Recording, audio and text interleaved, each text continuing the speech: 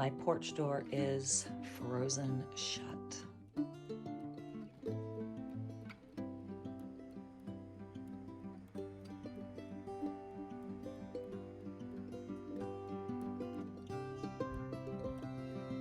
Here we go again.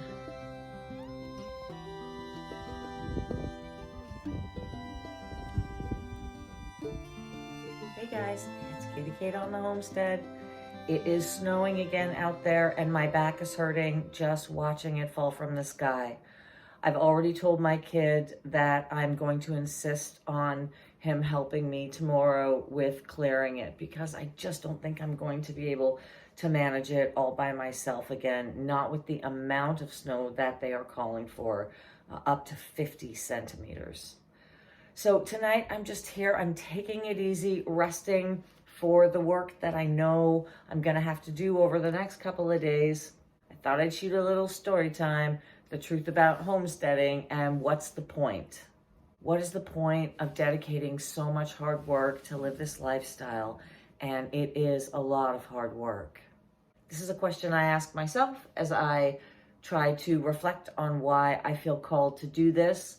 I wonder if there isn't some midlife reevaluation going on. That seems to be a fairly common stage of life where we are evaluating the quality of our lives and the way that we're spending our time as we hit that halfway point. I think it involves a bit of a search for meaning, the satisfaction of doing something for yourself and the rewards of being self-sufficient.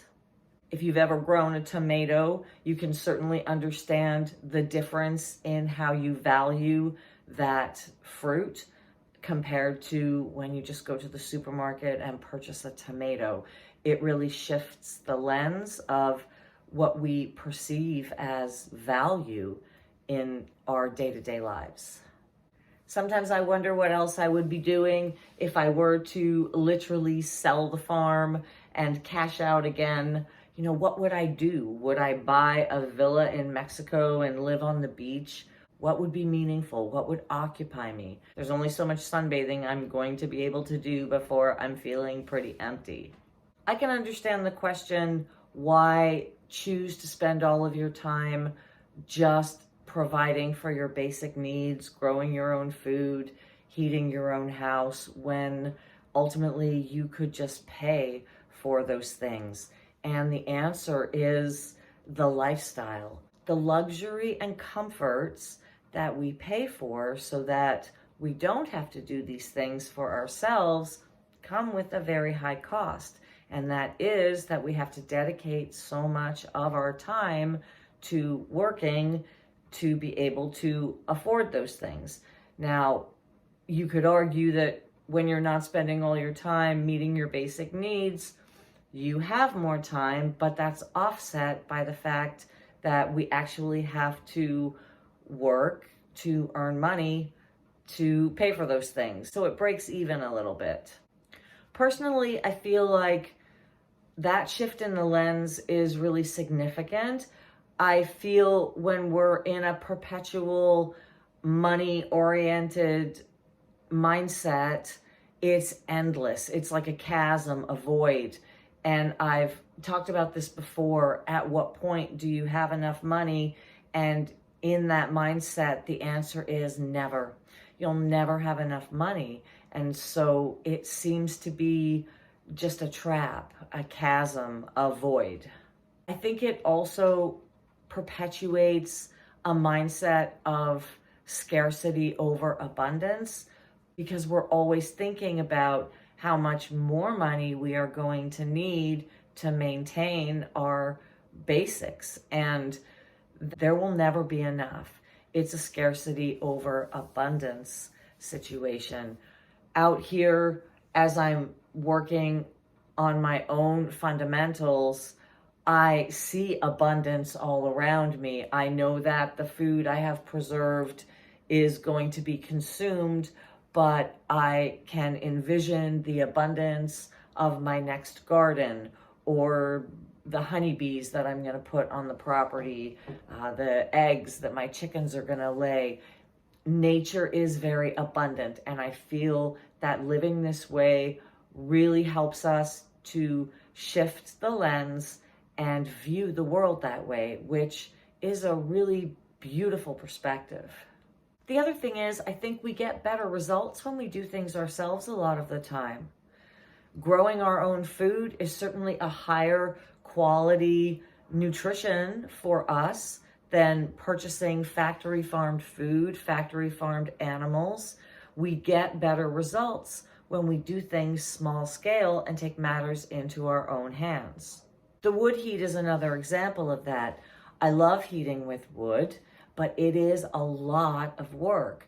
I could choose to heat with propane. It would be much simpler to just let my thermostat kick on and off and heat the house. It would free up so much more time for me, but I also have to be prepared to be paying $4,000 to heat in the winter compared to spending $1,000. The other thing is I prefer wood heat to propane heat. So again, I'm getting better results.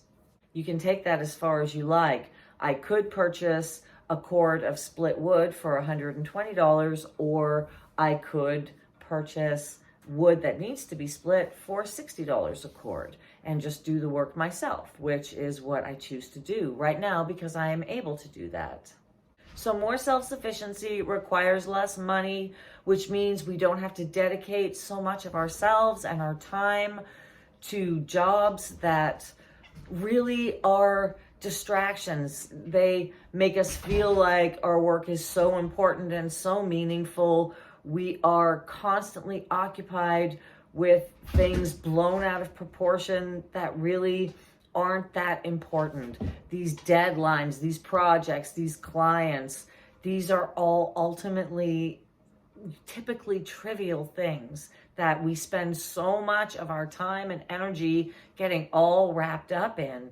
And I feel like it really impacts our quality of life. It's so normalized that it is just the status quo at this point. I feel like it's wasted passion, and I feel like it's fake, because in those situations, we are replaceable at the end of the day. How replaceable am I out here on this homestead, what I do? It's not like somebody else could just come in and take over my animals. I would be missed. I am not as dispensable as I have been in previous jobs that I've applied a lot of my passion to. I do feel like the constant distraction and busyness, preoccupation with other people's problems, issues in life, in the workplace is really soul-sucking, and it doesn't allow a lot of time for us to self-reflect and really nurture ourselves. I've done a lot of shadow work over the last 3 years, really reflecting on my life and my relationships, and it's been really refreshing to have time to delve a little bit deeper into how I feel about things.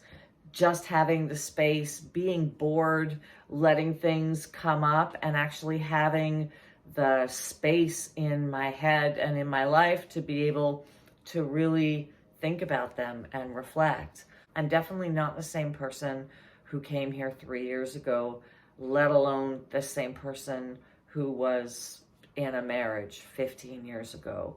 I've really, really changed. And I think this experience has helped me to work on becoming an even better version of myself. So I guess that's the point. I just had to stoke the fire because it's dying down. I think that's all I really wanted to talk about today as I work through my own tasks here, taking care of my fundamentals and being entirely occupied with sustaining my own situation. And this little YouTube channel is a part of that. So as always, thank you so much for all of your support and encouragement. I certainly appreciate it, and it definitely contributes to what I'm doing here. So thank you very much. Until next time, happy, healthy living. I hope you are all doing well, staying safe, staying kind, staying warm. I'm Katie Kate on the Homestead, and I'll see you later.